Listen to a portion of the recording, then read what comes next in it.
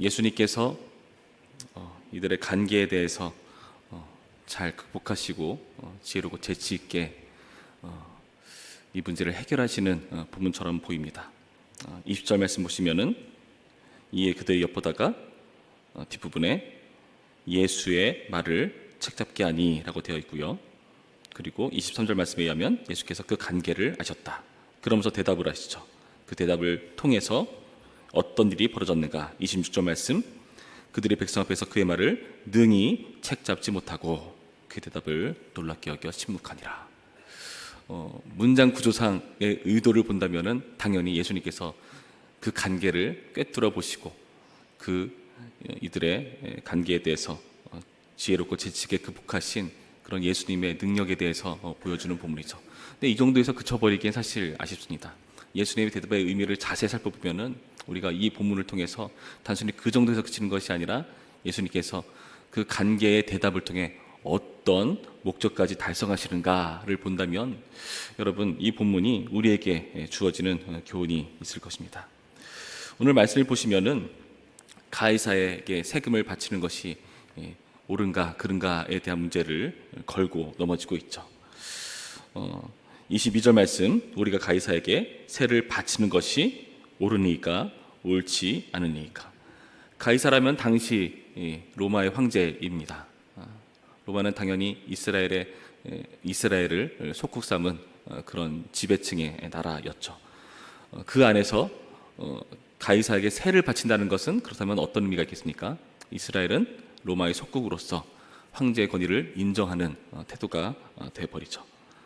다시 말해서 이 문제는 단순히 납세 의무에서 그치는 것이 아니라 로마의 그 권세, 가이사의 권세에 대해서 우리 하나님 믿는 하나님의 백성들은 어떻게 이해를 해야 되는가에 대한 문제라고 할 수가 있을 것입니다.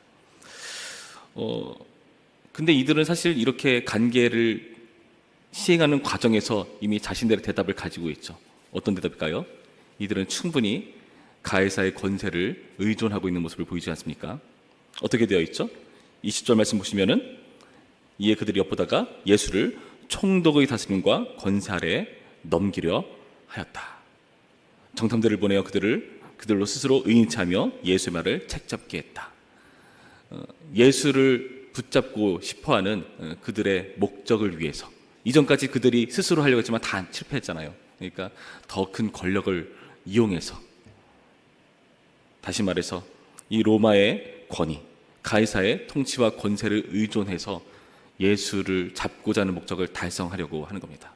이들의 태도에서 이미 이들은 대답을 가지고 있습니다.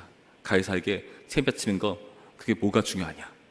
가이사에게 은조하는 이들의 이런 태도와 기질을 본다면 충분히 예상이 되는 답입니다. 이런 세상의 권력을 의지하는 것이 나쁜 것인가 죄인가? 어떻게 생각하십니까? 예수님께서 뭐라고 말씀하셨죠? 25절 말씀에 이르시되 그런즉 가이사의 것은 가이사에게, 하나님의 것은 하나님께 바치라 말씀하시지 않습니까? 가이사의 것을 가이사에게 드린 것은 크게 문제되지 않는 대답처럼 보이지 않습니까?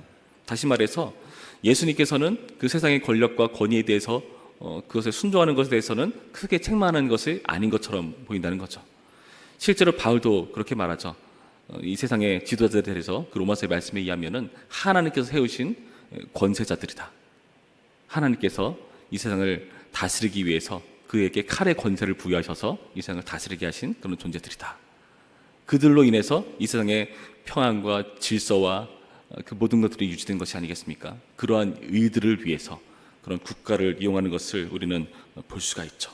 그런 의도로 이 세상의 것에 의존하는 것에 대해서, 이 세상에 대해서 하나님께서는 크게 관심을 두지 않는 것처럼 보입니다.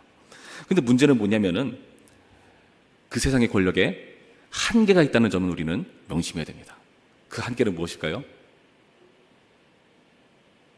지금 이들이 세상의 그 권력에 의존하지 않습니까? 그렇죠? 어떤 목적을 위해서요? 자신의 예수를 잡고자 하는 목적을 위해서. 인간의 욕심과 인간의 죄로 인해서 그 정치적인 권위가 실패하거나 왜곡될 위험성은 충분히 가지고 있는 겁니다. 그 한계가 있다는 것이죠. 그리고 신학자들의 의견을 들어보면은 여기 나타난 데나리온, 이 데나리온은 어떤 데나리온일까요? 뭐라 돼 있죠? 24절 말씀 보시면은 뒷부분에 누구의 형상과 글이 여기 있느냐. 가이사의 형상이 새겨진 그러한 주전이죠. 그리고 거기에 어떠한 글도 새겨져 있다고 합니다. 그 글의 내용은 성경에서 밝혀주지 않아 정확히 모르겠지만 대부분 고고학적인 그런 발견들과 신학자들의 의견에 의한다면은 아마도 이 데나리온에는 좀 신성모독적인 황제의 권위를 강조하기 위해서 그런 신앙보다 위에 있는 그런 권위적인 말이 담겨 있을 것이다 라는 것을 보여주고 있다는 거죠. 다시 말해서 이 권위라는 것은요, 하나님 하에, 하나님의 권사에 있기보다는 인간의 욕심과 죄로 인해서 언제든지 왜곡될 위험이 있다는 겁니다. 그것을 의존하는 것은 위험한 일일 수 있다는 것을 지금 지적하고 있다는 겁니다.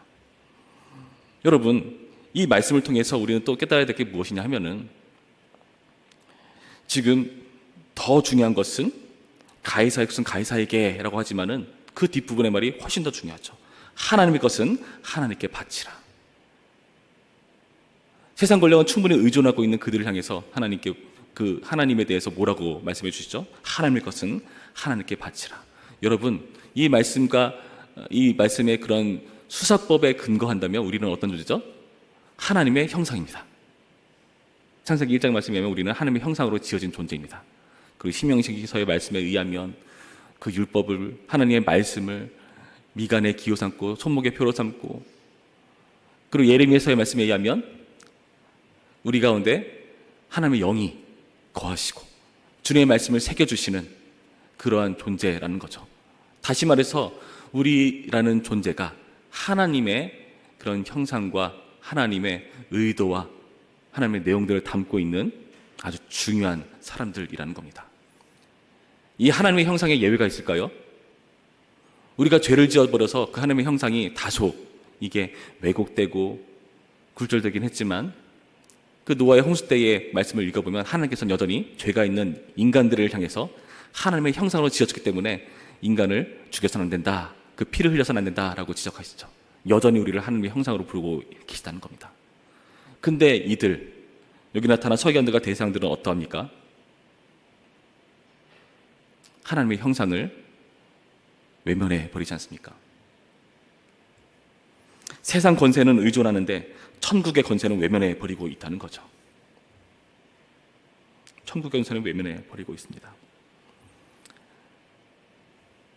흔히 이 당시에 죄인이라고 여겨진 사람들, 세리와 병든 자들, 가난한 자들, 그런 사람들을 하나님께 인도하는 역할을 하기보다는 예수님께서 책망하신 것은 너네는 천국문을 닫아버리는 존재다라고 말하면서 하나님의 것을 충분히 하나님께로 인도하지 못하는 모습.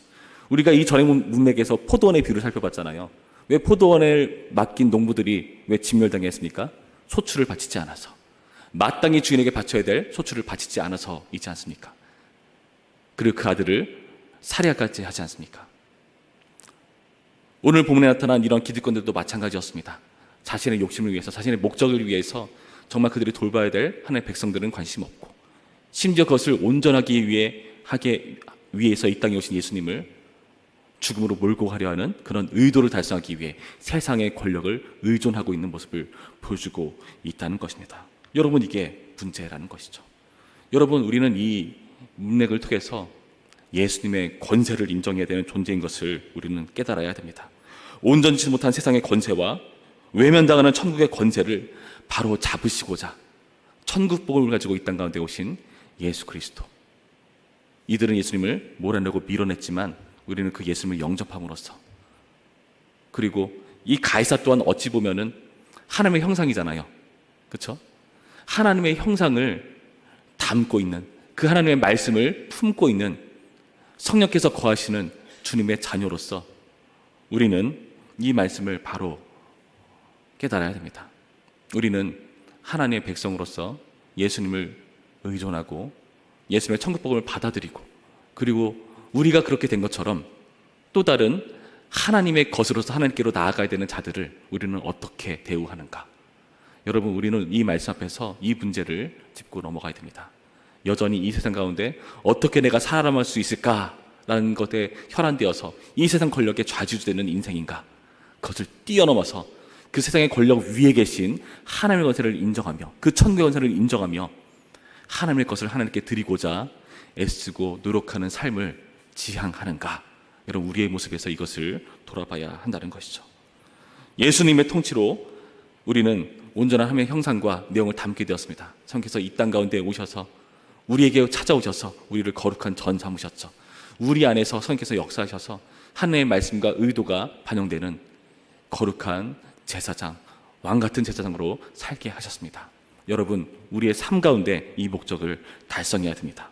오늘의 말씀을 통해서 예수님께서 진정으로 보여주시고 하신 그 천국 백성으로서의 가치와 그 예수님의 권세, 그리고 하나님의 형상과 내용을 담은 우리의 역할이 무엇인지, 그리고 우리의 삶과 행동을 통해서 나는 또 다른 하나님의 것을 찾고 주님께로 인도하는 역할을 감당하고 있는지를 돌아보는 우리의 말씀이기를 주님의 이름으로 축원합니다. 기도하겠습니다. 참 좋으신 하나님, 감사드립니다.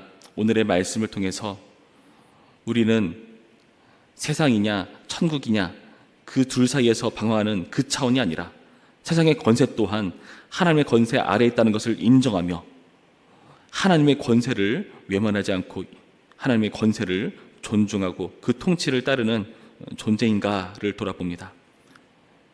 성경에 나타난 많은 사람들은 그 하나님의 권세를 외면했습니다. 자기의 욕심을 위해서, 자기의 사리사욕을 위해서, 목적을 위해서 세상의 권세만을 의존하고 천국의 권세는 외면해버리는 그러한 한계들을 살펴봅니다. 오늘의 말씀을 통해서 예수님께서 진정으로 보여주시고자 하시는 천국 복음, 그 천국의 통치를 받아들이는 자로서 회개하게 하시고 하나님의 형상과 그를 담은 존재로서 그 하나님의 모습을 구현하는 우리가 되게 하시고, 그리고 그 모든 하나님의 것을 하나님께로 인도하는 역할을 감당하는 제사장, 교회로서의 빛과 소금 역할을 감당할 수 있도록 우리 모두를 축복하시고 인도하여 주시옵소서. 예수님의 이름으로 기도했습니다. 아멘.